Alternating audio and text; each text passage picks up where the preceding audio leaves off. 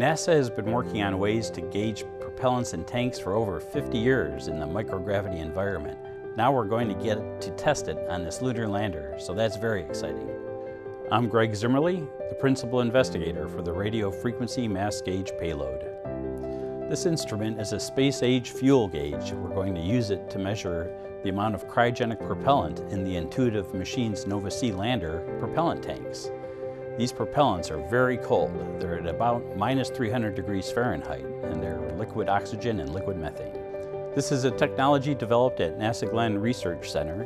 Previously, we tested this instrument on the International Space Station as an experiment to gauge a small cryogenic tank. Now, we're integrating the instrument onto an actual lunar lander, a real spacecraft that's going to go to the moon. The purpose of integrating this instrument onto a lunar lander is to test it on a real spacecraft. Future lunar missions, like those in the Artemis program, will likely also use cryogenic propellants and have to store those propellants in space for long periods of time.